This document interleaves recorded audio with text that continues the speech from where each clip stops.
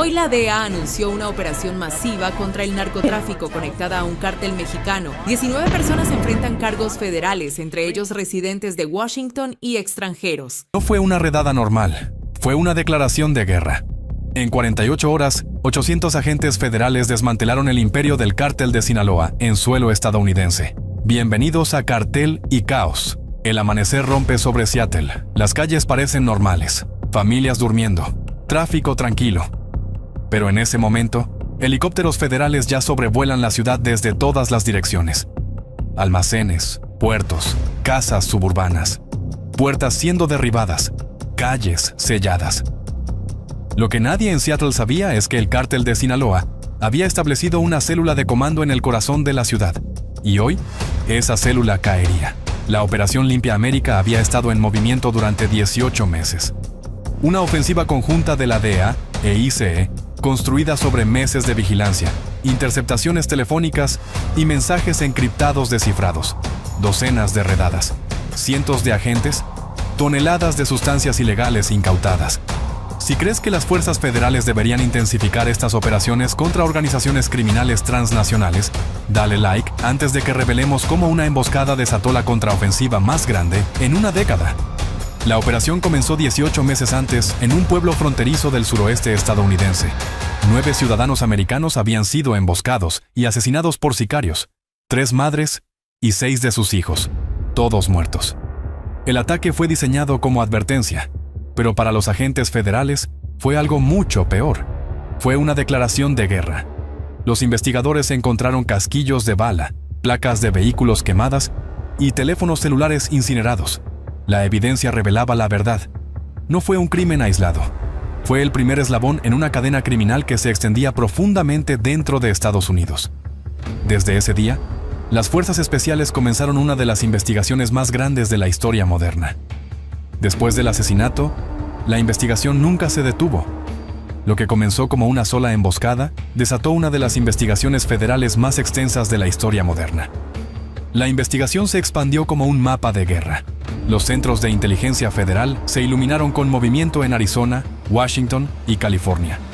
Los agentes encontraron libros de contabilidad escritos en código y registros de embarque que no coincidían con las mercancías. Mensajes encriptados vinculaban pequeñas empresas de transporte, negocios de importación y exportación y billeteras de criptomonedas. Cada una operaba bajo nombres diferentes, pero compartían la misma huella digital. Cada transacción, cada transferencia, conducía a un nombre: el cártel de Sinaloa. Los 2 jefes detrás de la operación fueron descubiertos bajo los nombres en clave Vodka 42 y Kaido 31. Nacidos en Sinaloa, México, Kaido era el cerebro detrás de los esquemas de lavado de dinero. Dominaba las criptomonedas, había creado empresas fantasma y redes de lavado offshore.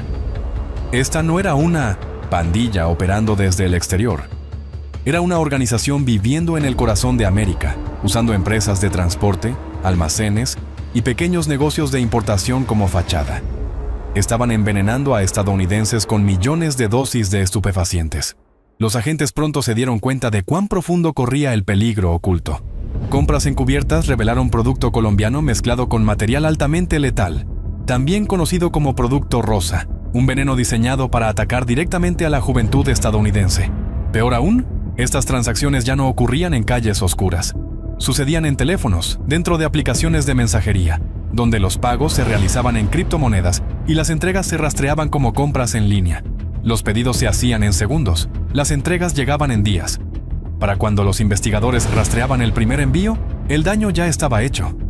Desde principios de 2025, el estado de Washington ha registrado 1.866 muertes por sobredosis, y el 76% de ellas involucraron material altamente letal. En el condado de King, los números han destrozado todos los récords. Más de 2.000 personas han muerto, muchos de ellos niños en edad escolar. Cada reporte de sobredosis se convierte en un punto en el mapa de investigación. Dinos en los comentarios, ¿desde dónde nos estás viendo? ¿Tu comunidad ha sido afectada por organizaciones criminales transnacionales? Cada muerte es evidencia, un recordatorio. Su imperio prosperaba con tecnología, dinero y secreto. Pero los agentes federales estaban cerrando el cerco rastreando cada transacción, mapeando cada almacén y construyendo el caso para un ataque que sacudiría a la organización hasta su núcleo. La operación comenzó antes del amanecer. Dentro de un puesto de comando federal, los agentes observaban el país iluminarse en mapas digitales. Puntos rojos en 8 estados: Seattle, Tacoma, San Diego, Dallas. Cada punto marcaba un objetivo. Cada segundo contaba. A las 0400 horas se dio la orden: ejecutar. 800 agentes federales se movieron al mismo tiempo: DEA, ICE, FBI, ATF. Cada equipo tenía una misión: desmantelar la red de Sinaloa dentro de Estados Unidos. Los helicópteros barrieron los muelles de Tacoma. Los drones circularon sobre techos de almacenes. En las calles oscuras de Seattle, camiones blindados salieron en silencio. Cámaras térmicas se fijaron en sospechosos escondidos detrás de paredes de garajes. Las redadas fueron quirúrgicas, precisas. Meses de vigilancia condensados en 48 horas de caos. En un sitio, los agentes irrumpieron en una unidad de almacenamiento suburbana. Adentro, tambores de químicos, rifles modificados para fuego automático completo y pilas de efectivo envueltas en plástico. En otro, descubrieron explosivos, cartuchos de granada, detonadores y suficiente material en polvo para nivelar una cuadra. En total, más de 4.000 libras de sustancias sintéticas, 260 libras de material altamente letal, millones en efectivo y oro, y docenas de armas ilegales fueron incautadas. Los analistas dijeron más tarde que el material letal por sí solo podría haber matado a 7 millones de personas. La casa de los dos hermanos terminó en la costa de California. Un dron de vigilancia rastreó un yate moviéndose hacia aguas abiertas. En minutos, botes federales lo rodearon. Objetivos confirmados: vodka y Kaido en cubierta, sin disparos, sin escape. Ambos hombres fueron capturados vivos. Para la segunda noche, más de 80 sospechosos estaban bajo custodia, incluidos sicarios del cártel y mensajeros indocumentados operando desde el puerto de Seattle. La misión duró exactamente 48 horas. El golpe anticártel sincronizado más grande en una década.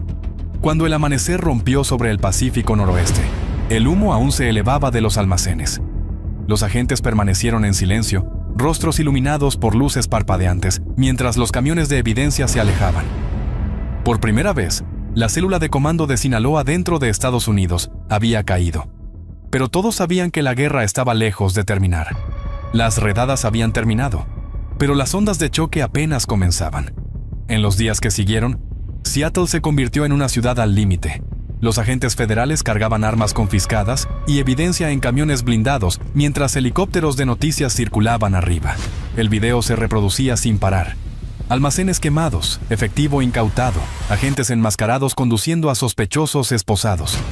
Estados Unidos observaba el derribamiento desarrollarse en tiempo real, pero la victoria vino con consecuencia.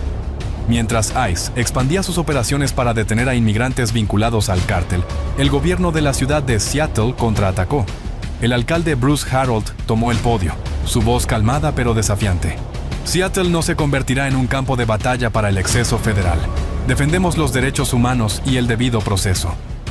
Para ICE, esas palabras sonaban como resistencia. Para muchos ciudadanos sonaban como negación. Para el fin de semana, las calles del centro se llenaron de ruido. En un lado, manifestantes llevaban carteles. En el otro, padres de víctimas de sobredosis agitaban banderas estadounidenses y fotos de sus hijos. La policía hizo fila en las calles tratando de mantener a los dos lados separados mientras la ira resonaba en las torres de vidrio. Dentro del Comando Federal, los oficiales revisaron datos y se dieron cuenta de lo que había sido expuesto. No solo una red criminal, sino una división nacional. Algunos los veían como protectores, otros los veían como invasores. Sin embargo, los números hablaban más fuerte que la política. 1.866 muertes por sobredosis en Washington. 76% por material altamente letal. Esos no eran puntos de conversación, eran lápidas. Mientras el debate llenaba el aire, los agentes que lideraron las redadas volvieron al silencio, moviéndose bajo tierra para rastrear los remanentes financieros del cártel. Los servidores aún estaban activos. Las billeteras aún movían monedas digitales a través de fronteras. Los hermanos Vodka y Kaido se habían ido, pero su sistema vivía, automatizado, descentralizado, y esperando al próximo operador. Para la noche, el horizonte de Seattle brillaba bajo la lluvia fría. Debajo, el dolor y la ira se mezclaban como aceite en agua. El público lo llamó justicia. El gobierno lo llamó aplicación de la ley. Pero para los agentes que pelearon la guerra de 48 horas, no fue ni victoria ni paz. Fue el costo de mantener la línea. La misión había terminado. Vodka y Kaido estaban bajo custodia federal. Pero a través de Estados Unidos, el daño que dejaron atrás aún sangraba por cada calle de la ciudad. Solo en Seattle, las líneas de emergencia seguían sonando. Llamadas de sobredosis minuto a minuto. En el condado de King, las morgues permanecían llenas. Cada bolsa mortuoria llevaba la misma marca invisible, material altamente letal. Los fiscales federales presentaron 37 acusaciones federales describiendo un sistema criminal que funcionaba como una corporación. Camiones, almacenes, contadores, incluso inversionistas fantasma. La DEA lo llamó muerte industrializada. ICE lo llamó infiltración basada en logística. Para los agentes que lo combatieron, era más simple. Era guerra. Una guerra peleada no en selvas o desiertos, sino en vecindarios, escuelas y pantallas. En la sede del Departamento de Justicia, el equipo de comando de operaciones se reunió una última vez.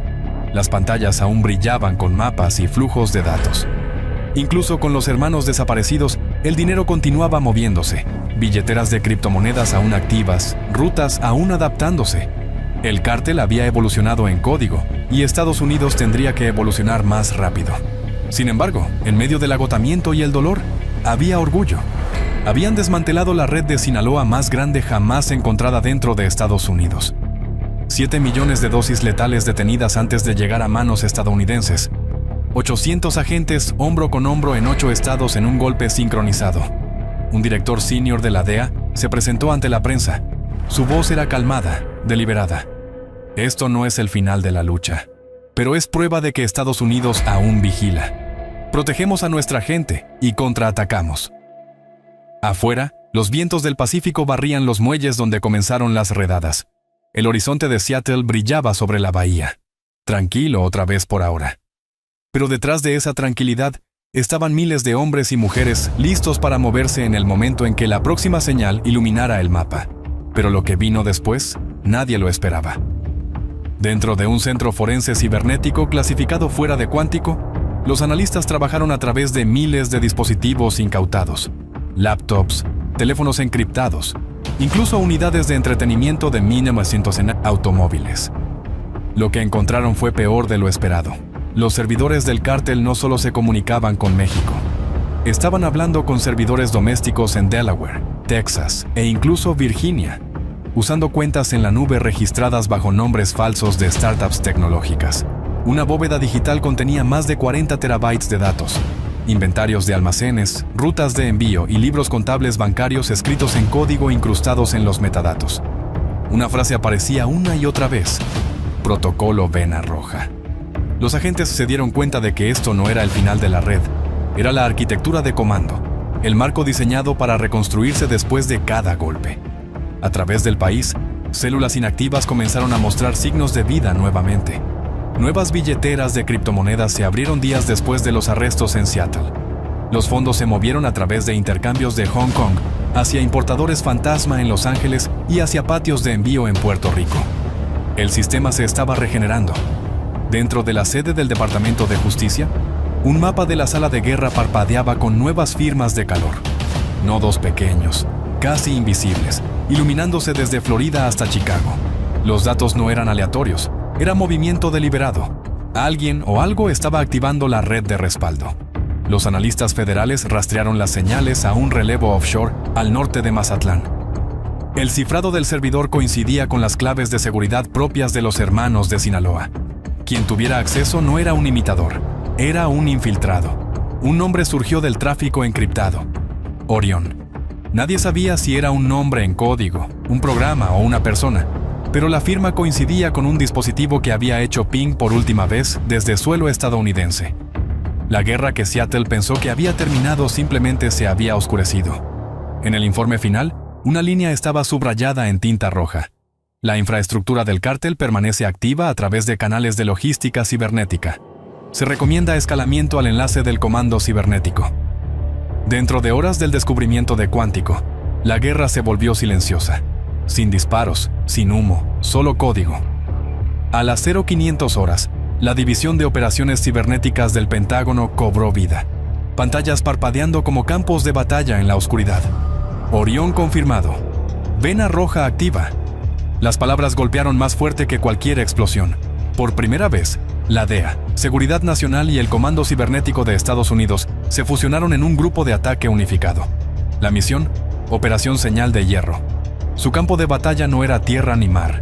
Era una red de servidores que se extendía desde Houston hasta Mazatlán, desde Delaware hasta Sudamérica. Dentro de la sala de guerra bajo Fort Meade, los analistas se convirtieron en soldados. Cada pulsación de tecla era un disparo. Cada brecha de firewall, una detonación en el ciberespacio. Miles de conexiones brillaban en el mapa. Puntos rojos parpadeando como fuego entrante. El sistema enemigo se adaptó, contraatacando con nodos falsos y servidores espejo. Cuando el reloj marcó las 05:14, los primeros bloqueos espejo se cerraron. Un operador del cártel inició sesión desde Houston, luego otro desde la costa mexicana. Instantáneamente, la red Vena Roja detectó la intrusión y lanzó su sistema de seguridad. Los discos se derritieron, los servidores se quemaron. Las granjas en la nube implosionaron una por una. En solo 14 minutos, miles de millones en infraestructura ilícita desaparecieron en una tormenta de fuego eléctrico. Cuando regresó el silencio, la victoria era innegable. Habían neutralizado el corazón del comando digital del cártel, pero en lo profundo del rastreo de paquetes quedaba una anomalía, una transmisión fantasma enrutada a través de un nodo sin marcar en Sudamérica. Etiqueta Proyecto Seraph. La voz del director rompió el silencio. Ganamos la batalla, pero la guerra está aprendiendo cómo contraatacar. Al final, la Operación Limpia América fue más que una misión. Fue un mensaje de que incluso cuando el enemigo se esconde detrás de código, corporaciones o caos, Estados Unidos aún contraataca. Detrás de cada redada, cada incautación, cada hora silenciosa de vigilancia, estaban hombres y mujeres que se niegan a entregar las calles de su nación. Su lucha nos recuerda que la guerra contra el material letal no se trata solo de sustancias ilegales. Se trata de defender el hogar estadounidense, al niño estadounidense, el futuro estadounidense. Si crees en esa lucha, en la fuerza de aquellos que mantienen la vigilancia, dale like, deja un comentario y comparte esta historia. Dinos en los comentarios desde dónde nos estás viendo. ¿Has sido afectado por la crisis de sustancias ilegales en tu comunidad? Suscríbete a Cartel y Caos y activa las notificaciones para mantenerte informado sobre cómo esta guerra continúa desarrollándose. Porque el primer paso para proteger a Estados Unidos es recordar quién lo protege. Esto no es solo aplicación de la ley, es defensa nacional. La lucha continúa. La lucha continúa. La lucha continúa.